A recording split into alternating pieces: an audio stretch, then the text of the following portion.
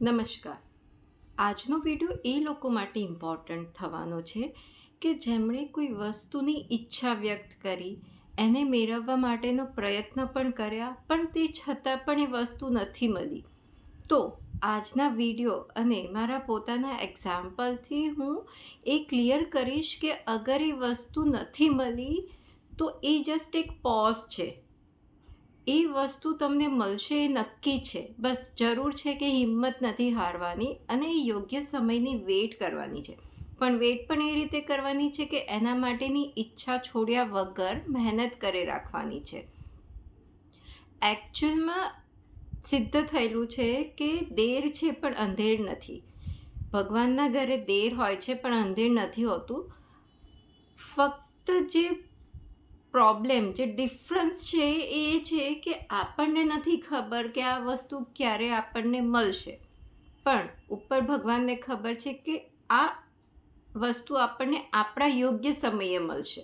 પણ એ યોગ્ય સમય ક્યારે છે એ આપણને નથી ખબર હોતી.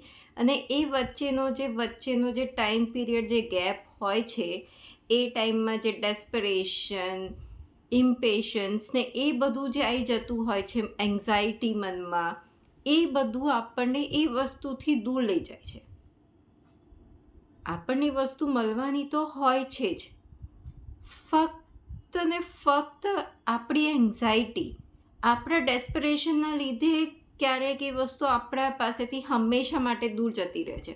કારણ કે એમાં પણ આપણે આપણા વાઇબ્રેશન્સ એવા જોડી દઈએ છીએ કે અગર તમે વિચાર્યું છે કે આ વસ્તુ મને આ સમયે મળી જાય, અગર એ વખતે નથી મળી તો બસ આ વસ્તુ તો મારી લાઈફમાં છે જ નહીં, શક્ય જ નથી.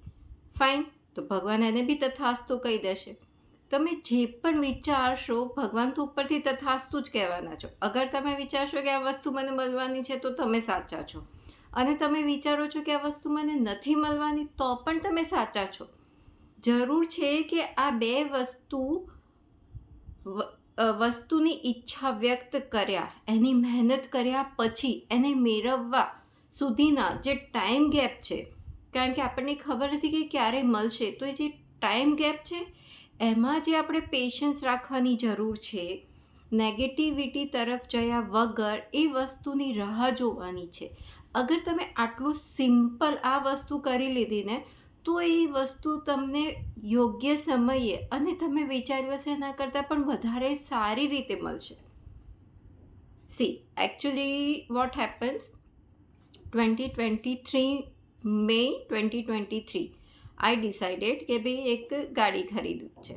માય ઇન્ટેન્શન વોઝ ક્લિયર, અને કેમ જોઈએ છે એ પણ ક્લેરિટી હતી કે ભાઈ છોકરાઓને ટ્યુશનમાં લેવા મૂકવા માટે તકલીફ પડી રહી છે, તો આઈ નીડ વન કાર.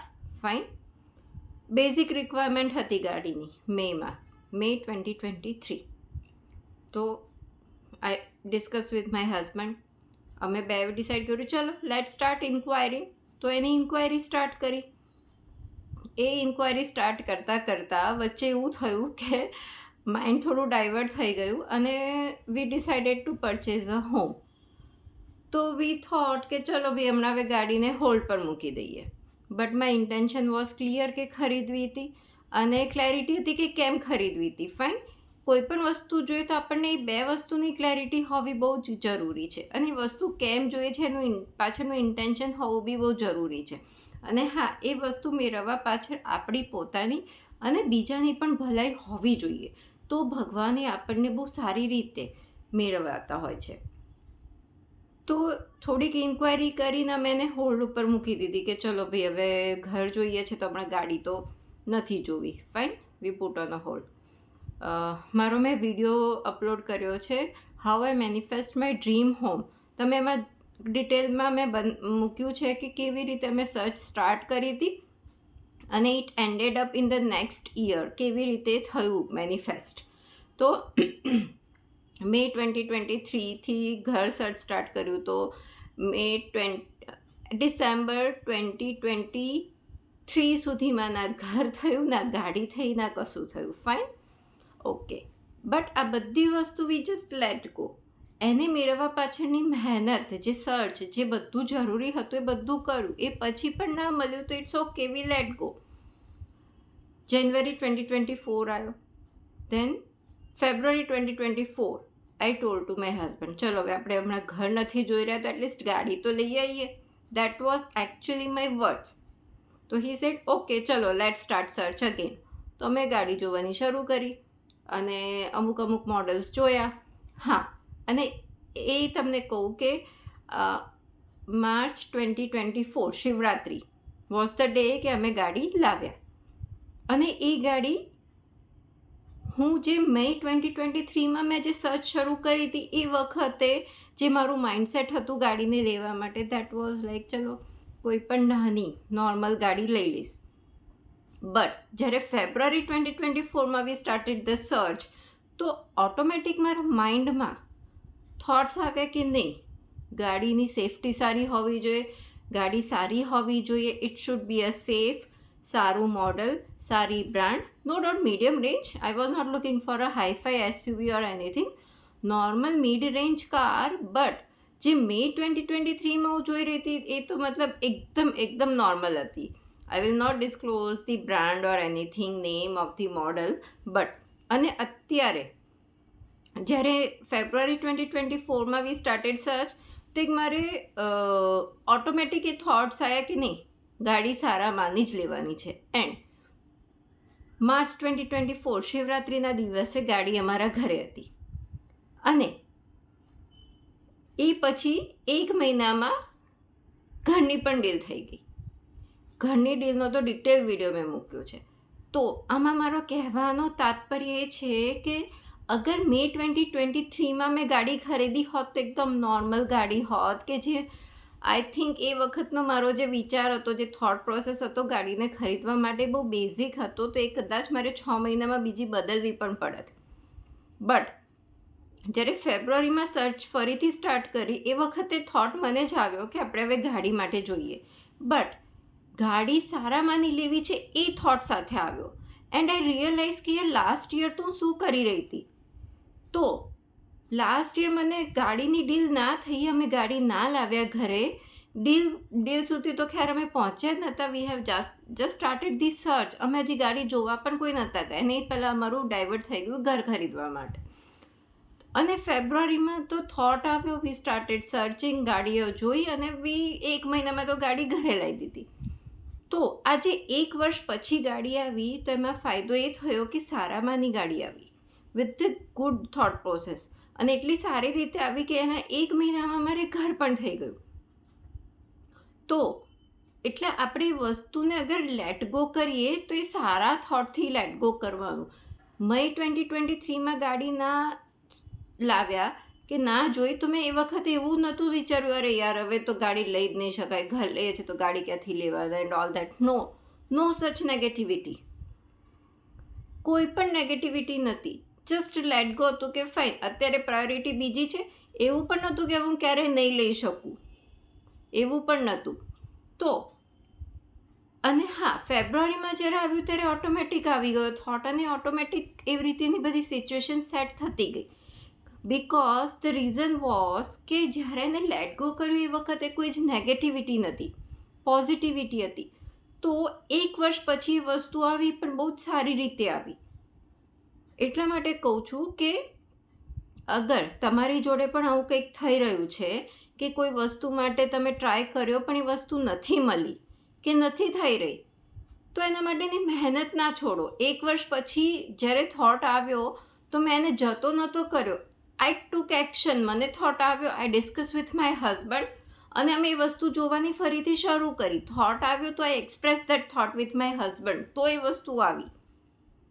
તો તમને પણ આવી રીતે એ વસ્તુ માટે થોટ કરો. જે વસ્તુ હજી સુધી નથી મળી તો એના માટેનો વિચાર કરો, પણ પોઝિટિવ કરો, અને એના માટેના એક્શન્સ બી લો. અને એક વસ્તુ મનમાં ક્લિયર રાખો કે એક તો ઇન્ટેન્શન ક્લિયર હોવા જોઈએ, એક તો ક્લેરિટી હોવી જોઈએ કે કેમ વસ્તુ જોઈએ છે. યુનિવર્સ હંમેશા એ જોતો હોય છે કે આપણે લેવા પાછળનું ઇન્ટેન્શન શું છે અને આપણી થોટની ક્લેરિટી શું છે, કે કેટલા શેના માટે જોઈએ છે. અને એમાં આપણું અને બીજાનું હિત હોવું જોઈએ. એટલીસ્ટ અહિત તો ના જ હોવું જોઈએ કોઈના માટે. તો એ એક થોટની ક્લેરિટી હોવી જોઈએ. અગર તમારું ઇન્ટેન્શન સારું છે તો એ તમને વસ્તુ ચોક્કસ અને ચોક્કસ મળવાની જ છે.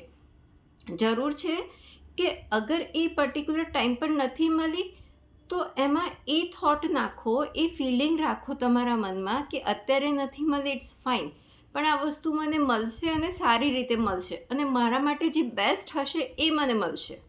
એટલા માટે જો હંમેશા કહું છું કે કોઈ પર્ટિક્યુલર વસ્તુને મેનિફેસ્ટ નહીં કરો. સી, પર્ટિક્યુલર વસ્તુ ઇન ધ સેન્સ કે if you are manifesting a job, fine, તો જોબને મેનિફેસ્ટ કરો, પણ પર્ટિક્યુલર કંપનીને પર્ટિક્યુલર પોઝિશન મેનિફેસ્ટ નહીં કરો. પોસિબલ છે કે તમે જે મેનિફેસ્ટ કરી રહ્યો છો એ વસ્તુ તમારા માટે નથી સારું, પણ એનાથી પણ બીજું કંઈક વધારે પડતું સારું તમારા માટે ભગવાને વિચારી રાખ્યું છે.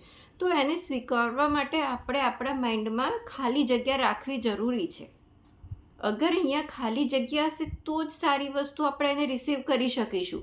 તો એના માટે જ્યારે પણ કોઈ વસ્તુ જોઈએ તો એક ઓપન થોટ સાથે કરો કે હું આના માટે મહેનત કરી રહી છું કે કરી રહ્યો છું, બટ મારા માટે જે બેસ્ટ હશે એ મને મળશે.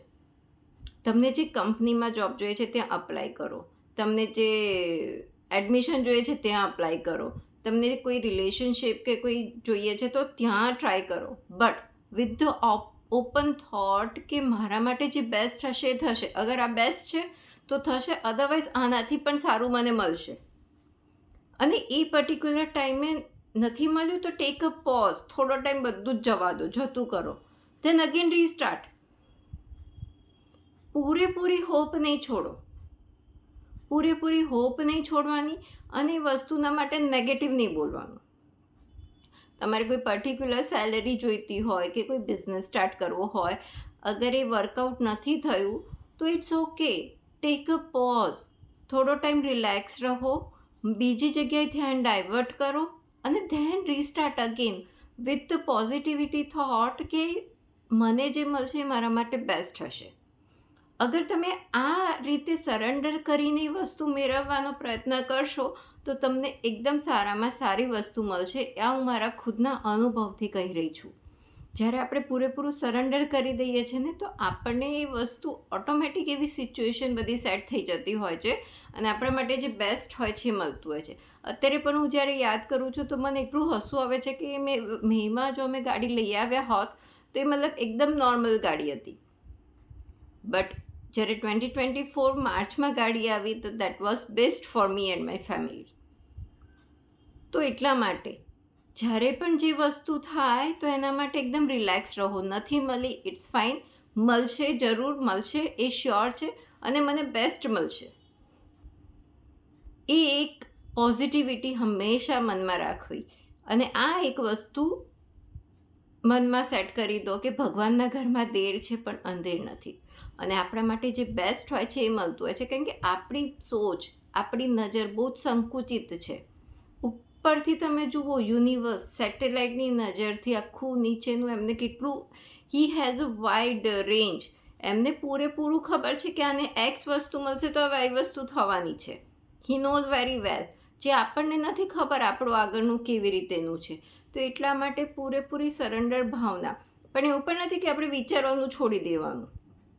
વિચારો, ગોલ સેટ કરો, એના માટેની મહેનત કરો, બસ ધ્યાન ખાલી એટલું રાખવાનું છે કે એ અગર તમે જે ડિસાઈડ કર્યો છે એ ટાઈમ ઉપર નથી મળ્યું એનો મતલબ એવો નથી કે તમને નથી મળવાનું.